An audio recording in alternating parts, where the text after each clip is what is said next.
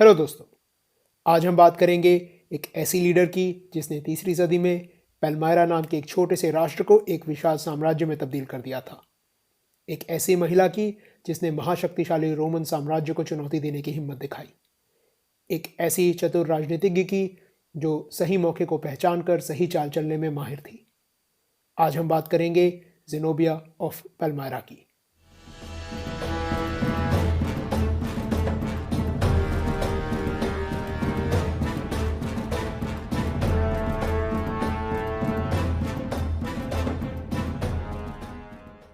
Hello दोस्तों, episode 11 Zenobia of पैल्मायरा में आपका स्वागत है।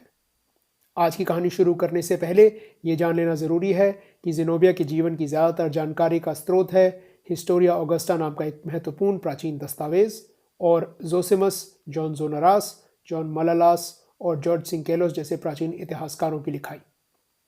आधुनिक विशेषज्ञ मानते हैं कि इन दस्तावेजों में ज़ेनोबिया के जीवन की कई बातें बढ़ा चढ़ाकर लिखी गई हैं, तो हम सभी बातों पर पूरी तरह से विश्वास नहीं कर सकते। खैर, माना यही जाता है कि ज़ेनोबिया का जन्म 240 या 241 एडी में पैल्मायरा नाम के एक राष्ट्र में हुआ था। एक ज़माने में जहाँ पैल्मायरा हुआ करता था, आज वहाँ सीरिया नाम का देश है और यहाँ आज भी प्राचीन पैल्मायरा शहर का खंडर है। एक दुख की बात यह है कि सीरिया में चल रही लड़ाई के कारण पैल्मायरा शहर के खंडर को काफ़ी नुकसान पहुँचा है। न जाने कितनी बहुमूल्य प्राचीन इमारतें और कलाकृतियाँ नष्ट हो चुकी हैं।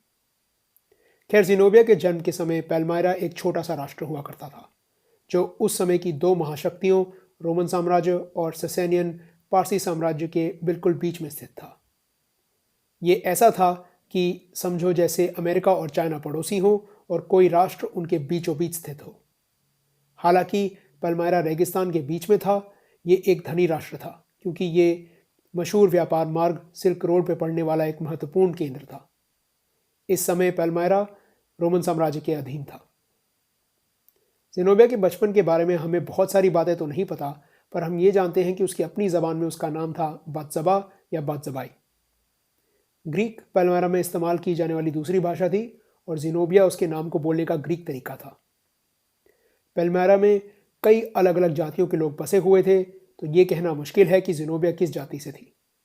विशेषज्ञ मानते हैं कि वो किसी अभिजात परिवार से थी, पर किस परिवार से ये अभी भी चर्चा का विषय है। कुछ विशेषज्ञ मानते हैं कि ज़ेनोबिया के पिता एक सेनापति थे जिनका नाम था जूलियस ऑरेलियस ज़ेनोबियस। कुछ विशेषज्ञ मानते हैं कि वो रोम के एक पुराने राज परिवार का हिस्सा थी। एक प्राचीन शिलालेख में उसका नाम सेप्टीमिया बात्ज़बाई लिखा गया था, जिससे लगता है कि उसके परिवार का नाम सेप्टीमिया हो सकता है। इस शिलालेख में लिखा है सेप्टीमिया बात्ज़बाई, डॉटर ऑफ एंटियोकस, यानी एंटियोकस की बेटी। तो ये भी हो सकता है कि उसके पिता का नाम एंटियोकस था, या फिर हो सकता है कि ये उसके किसी मशहूर पूर्वज का नाम था। और कुछ विशेषज्ञ मानते हैं कि ये भी हो सकता है कि उसके पिता या किसी पूर्वज का नाम ज़बाई था, क्योंकि अरामीक भाषा में बात्ज़बाई का मतलब होता है ज़बाई की बेटी। कुछ प्राचीन दस्तावेज तो ये भी कहते हैं कि ज़ेनोबिया खुद ये दावा करती थी कि वो इजिप्ट की मशहूर रानी क्लियोपैट्रा की वंशज थी। हमारे पास इस रिश्ते का कोई ठोस सबूत नहीं है और इस दावे के पीछे एक राजनीतिक मकसद भी हो सकता था, जो एपिसोड में आगे समझ आएगा। 255 या 258 एडी के आसपास ज़ेनोबिया की शादी पैल्मायरा शहर के परम अधिकारी ओडेनाथस से हो गई। वो ओडेनाथस की दूसरी पत्नी थी और उसका अपनी पहली पत्नी के साथ एक बेटा था जिसका नाम था हेरोडियानस या हैरान। 260 एडी में रोम और ससेनियन पारसी साम्राज्य के बीच में युद्ध छिड़ गया था। इसमें रोमन्स की हार हुई थी और रोमन सम्राट वेलेरियन को तो ससेनियंस ने बंदी ही बना लिया था। ऐसे में ओडाइनाथस ने ससेनियंस पे हमला करके रोमन साम्राज्य के पूर्वी क्षेत्रों को उनके हाथों में पड़ने से बचाया। इन सफलताओं के लिए इनाम के तौर पर रोमन्स के नए सम्राट ने ओडाइनाथस को कई औपचारिक रोमन उपाधियों से नवाजा। अब वो स्पष्ट रूप से क्या थी और उनका क्या महत्व था, यह अभी भी चर्चा का विषय है, पर हो सकता है कि एक महत्वपूर्ण उपाधि जो उसे दी गई वो थी साम्राज्य के पूर्वी हिस्सों के क्षेत्रपाल या गवर्नर की उपाधि। माना जाता है कि ओडाइनाथस ने 260 एडी तक पैल्मायरा में राजा की तरह पेश आना शुरू कर दिया था और फिर 263 एडी में खुद को शहंशाह भी घोषित कर दिया। अब एक नज़र रोम पे भी डाल लेते हैं। तीसरी सदी रोमन साम्राज्य के लिए इतना मुश्किल समय था कि इतिहासकार इस समय काल को crisis of the third century कहते हैं, यानी तीसरी सदी का संकट। रोमन साम्राज्य हर तरह की मुसीबत से जूझ रहा था और ऐसा लगने लगा था कि साम्राज्य ज़्यादा देर टिकने वाला नहीं था। एक तरफ था जर्मेनिक जनजातियों का बढ़ता दबाव और एक तरफ थे विद्रोह, राजनीतिक अस्थिरता, महामारी और आर्थिक मंदी जैसी अंदरूनी मुश्किलें। शासन प्रणाली का तो तमाशा ही बन गया था। सैनिक दल जरा सी बात पर नाराज होकर अपने फायदे के लिए मौजूदा शासक की हत्या करके या उसे कुर्सी से हटा के हर दूसरे दिन एक नया उम्मीदवार सामने रख देते थे। स्थिति इतनी खराब हो चुकी थी कि 235 एडी से 284 एडी के बीच के 50 सालों में रोमन साम्राज्य ने करीब 26 शासक देख लिए। और दूसरी तरफ रोमन्स का पुराना दुश्मन ससेनियन साम्राज्य और ताकतवर बनता जा रहा था। ओडेनाथस रोमन साम्राज्य का वफादार था, पर 266 या 267 एडी में अचानक ही उसकी और उसके वारिस हेरोडियनस दोनों की हत्या कर दी गई। अब हमारे पास जो प्रमाण हैं उनसे ना ये ठीक से कहा जा सकता है कि उसकी हत्या कहाँ हुई, ना ये कि उसकी हत्या किसने की, और ना ये कि उसकी हत्या क्यों हुई। अलग अलग दस्तावेजों में अलग अलग जानकारी दी गई है। हिस्टोरिया ऑगस्टा के हिसाब से ओडाइनाथस के ही एक रिश्तेदार मेयोनियस ने ईर्ष्या के कारण उसकी हत्या कर दी। अब सत्ता के खेल में सफल होने के लिए सही समय को पहचान कर उचित कदम उठाने का गुण आवश्यक होता है, और जिनोबिया सही मौके की पहचान करने में माहिर थी। ओडेनाथस की मृत्यु के बाद बिना समय गंवाए जिनोबिया ने अपने बेटे वेबालिथस को अगला शहंशाह घोषित करवा दिया।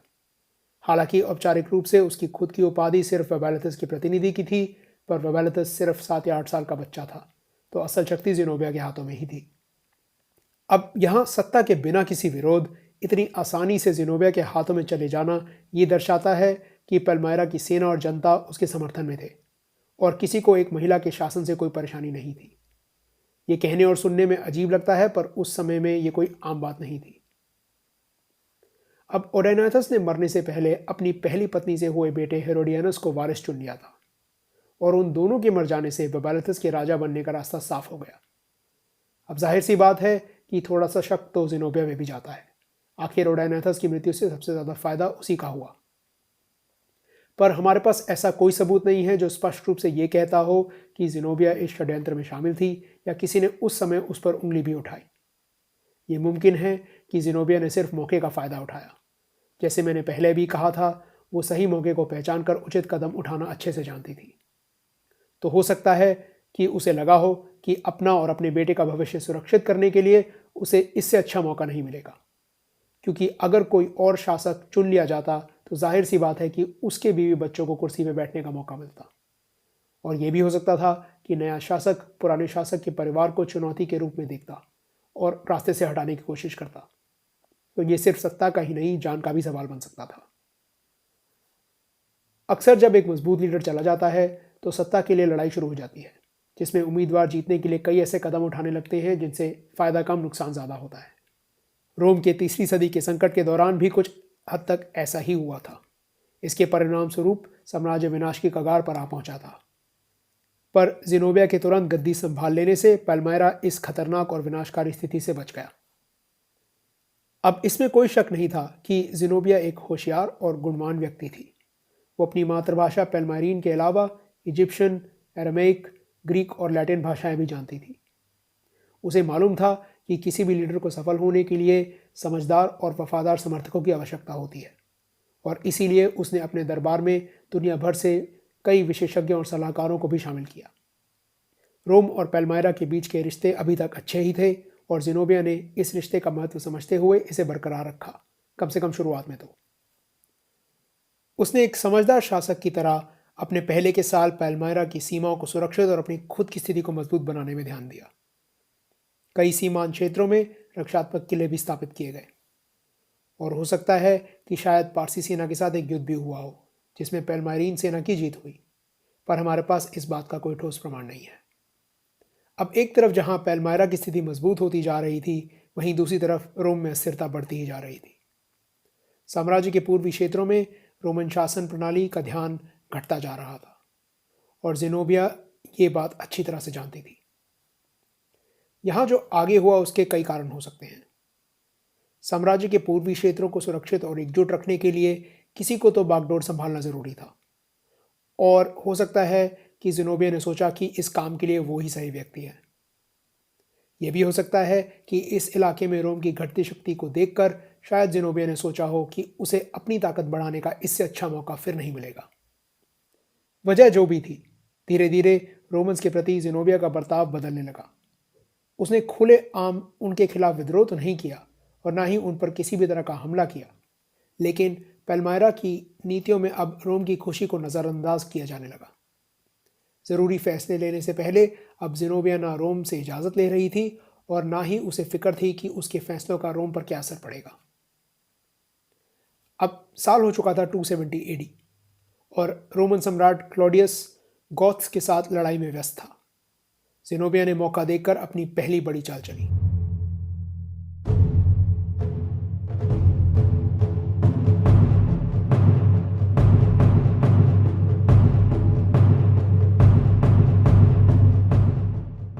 उसने अपने सेनापति सेप्टिमियस ज़ब्दास को दक्षिण में अरेबिया पेट्रिया के क्षेत्र पे हमला करने के लिए भेजा। ज़ब्दास ने आसानी से इस क्षेत्र की राजधानी बोस्रा पे कब्जा जमा लिया और इसके बाद अरेबिया और जुडिया पे भी काबू पा लिया। इतिहासकारों को इन इलाकों में कई स्तंभ मिले हैं जिन पर ज़ेनोबिया के बेटे वेबालिथस का नाम है। इनसे ये पता चलता है कि एक समय पर यहाँ पैल्मारीन राष्ट्र की हुकूमत थी, पर यहाँ ज़ेनोबिया ने बड़ी समझदारी दिखाई।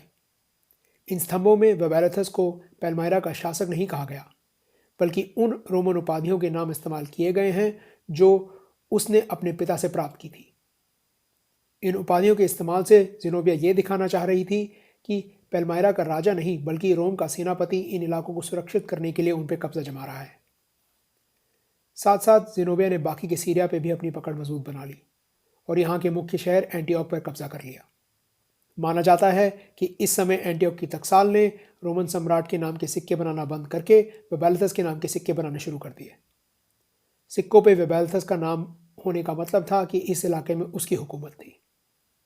ज़ेनोबिया की महत्वाकांक्षा अब तेजी से बढ़ने लगी थी और उसने अभी तक का अपना सबसे दबंग कदम उठाया। 270 एडी में रोम के सम्राट क्लॉडियस की मृत्यु हो गई थी। ज़ेनोबिया जानती थी कि रोम के सभी बड़े खिलाड़ी सत्ता के लिए होने वाले मुकाबले में व्यस्त होंगे और उसने ये मौका चुना इजिप्ट पर कब्जा जमाने के लिए। इजिप्ट रोमन साम्राज्य का एक अहम हिस्सा था। ये एक अन्न का स्रोत था और व्यापार का महत्वपूर्ण केंद्र भी। ज़ेनोबिया का सेनापति ज़ब्दास एक बड़ी फौज लेकर इजिप्ट आ पहुंचा।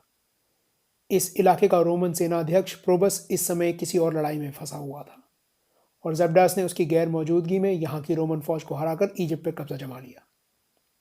इस समय इजिप्ट में ज़ेनोबिया के कई समर्थक भी थे जो शायद उसका काम आसान करने के लिए अंदरूनी मुश्किलें भी पैदा कर रहे थे। अब आगे स्पष्ट रूप से क्या हुआ ये कहना मुश्किल है। अलग अलग विशेषज्ञ अलग अलग बातें कहते हैं, पर किसी तरह प्रोबस इजिप्ट के मुख्य शहर अलेक्जेंड्रिया को वापस छीनने में सफल हो गया।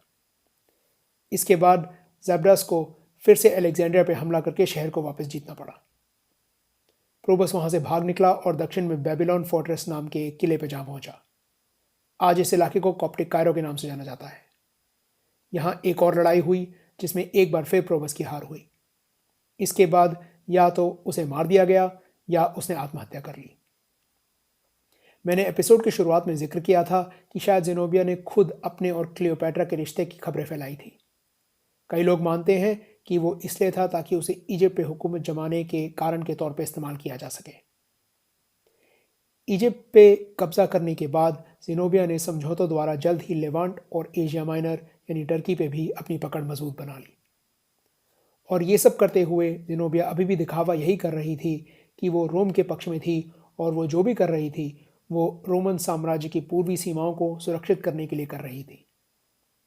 ज़ेनोबिया ने अभी तक बहुत सोच समझ के और सही मौके चुन चुन कर कदम उठाए थे और किस्मत ने भी उसका अभी तक साथ दिया था। पर 270 एडी का अंत होते होते स्थिति बदल चुकी थी। रोम में एक नया सम्राट आ गया था। उसका नाम था ऑरेलियन। ऑरेलियन के बारे में मैं क्या कहूँ। वो एक बहादुर सैनिक और दृढ़ संकल्पी सेनापति था जिसने रोम की गाड़ी वापस पटरी पर लाने की ठान ली थी। उसका जन्म 214 या 215 एडी में हुआ था और वो करीब 20 साल की उम्र में रोमन सेना में भर्ती हो गया था। अगले करीब 35 साल उसने सेना में खूब नाम कमाया। वो कड़ी मेहनत और अपने तेज दिमाग के इस्तेमाल से तरक्की पर तरक्की हासिल करता गया। अपनी बहादुरी और निर्णायक स्वभाव के कारण वो सैनिकों के बीच काफ़ी लोकप्रिय भी बन गया था। 270 एडी में सम्राट क्लॉडियस के मरने के बाद सत्ता के लिए जो खींचातानी हुई उसमें अंत में ओरेलियन सफल हुआ। पिछले कई सालों से जो भी लोग रोम के शासक बने थे वो पूरे साम्राज्य पर नियंत्रण रखने में असमर्थ रहे थे। इसके कारण साम्राज्य के 3 टुकड़े हो चुके थे। पश्चिम में था गैलिक साम्राज्य जो कि विद्रोही रोमन सेनापतियों के कब्जे में था। बीच में था मुख्य रोमन साम्राज्य जो रोमन सम्राट के नियंत्रण में था, और पूर्व में था जिनोबिया का नया पैलमाइरीन साम्राज्य जो पूर्व में इराक से लेकर पश्चिम में टर्की तक और दक्षिण में इजिप्ट तक फैला हुआ था। पर ओरेलियन उन कमज़ोर शासकों में से नहीं था। उसने फैसला कर लिया था कि वो इस टूटे हुए साम्राज्य को जोड़कर रहेगा। और जिनोबिया की किस्मत शायद खराब थी कि ओरेलियन उसी समय पर सम्राट बना जब उसने अपना खुद का साम्राज्य स्थापित करना शुरू ही किया था। ये मैं इसलिए कह रहा हूँ क्योंकि ओरेलियन केवल 5 साल के लिए सम्राट रहा, पर उन 5 सालों में ओरेलियन ने इतनी सफलता हासिल करी जितनी कई सम्राटों ने अपने पूरे जीवन में नहीं की होगी। ओरेलियन के सम्राट बनने पर ज़ेनोबिया ने रोम के आदर का दिखावा जारी रखा। पैलमायरा के सिक्कों पे ओरेलियन और वेबैलिथस दोनों का नाम लिखा जाने लगा। शुरुआत में तो ओरेलियन का नाम पहले और वेबैलिथस का नाम बाद में लिखा जा रहा था, पर धीरे धीरे सिक्कों और औपचारिक दस्तावेजों में इस बात पर जोर दिया जाने लगा कि वेबैलिथस ओरेलियन से पहले शासक बना था।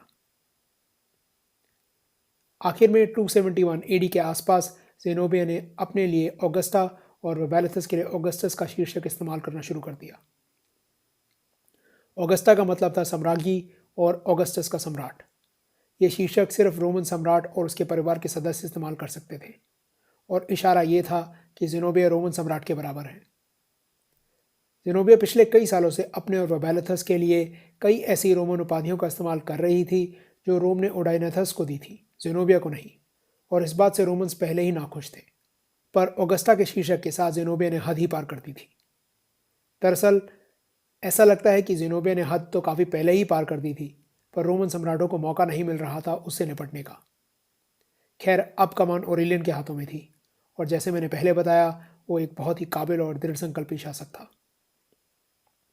उसने साम्राज्य के पश्चिमी और उत्तरी इलाकों में स्थिति सुधारने के बाद पैलमायरा की ओर रुख किया।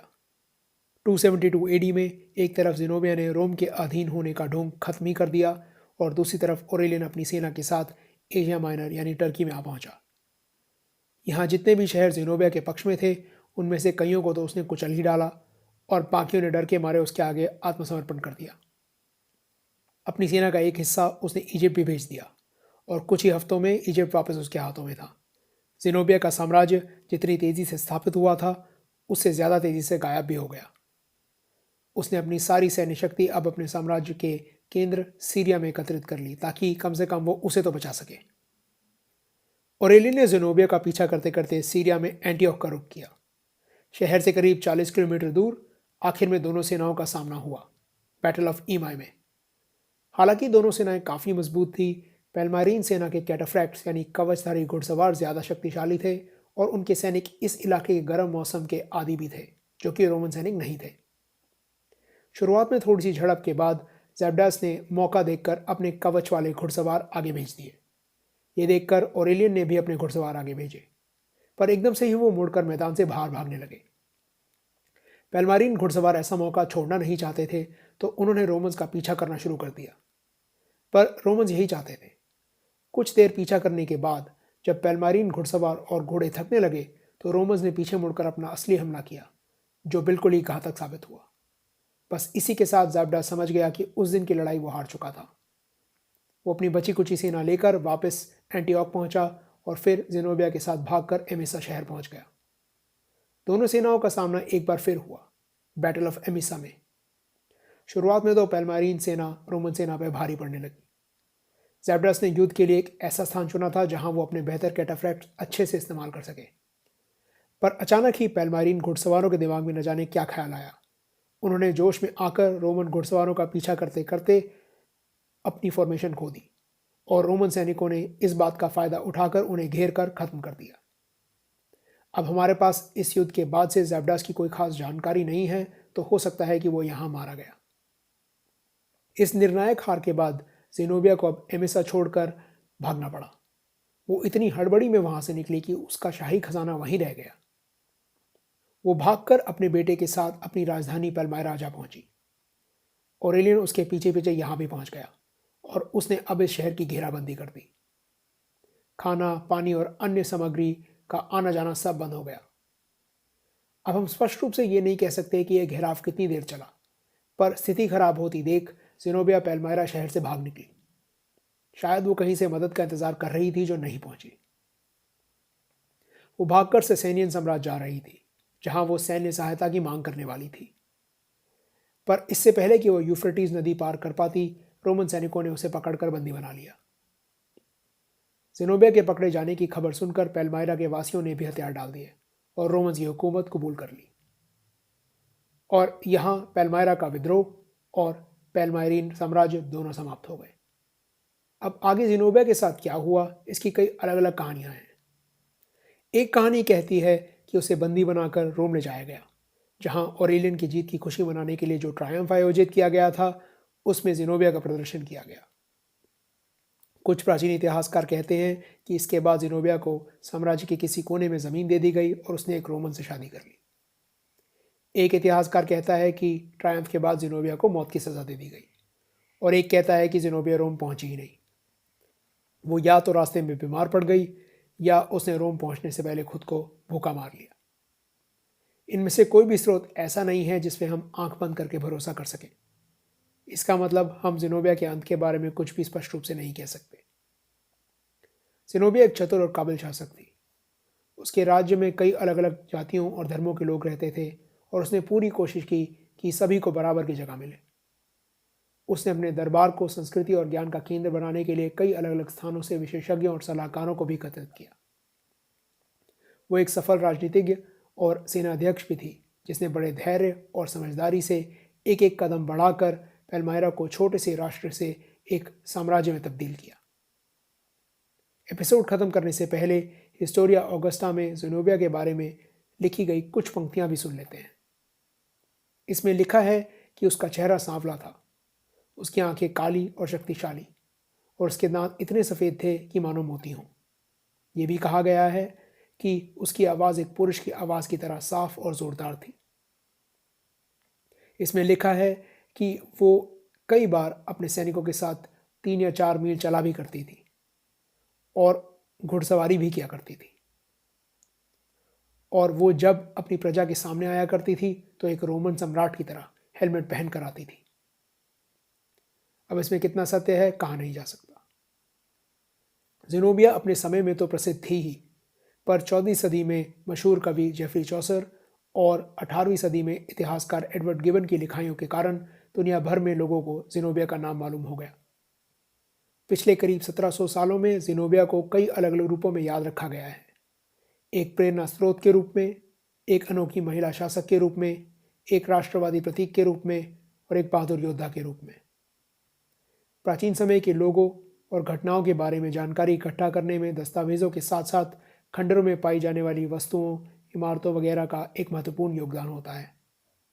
पता नहीं कि सीरिया की लड़ाई के दौरान पैल्मायरा में जो बर्बादी हुई है, उसके कारण कितने और सवालों के जवाब हमेशा के लिए खो चुके हैं। खैर, ये थी ज़ेनोबिया ऑफ पैल्मायरा की कहानी। उम्मीद है आपको पसंद आई।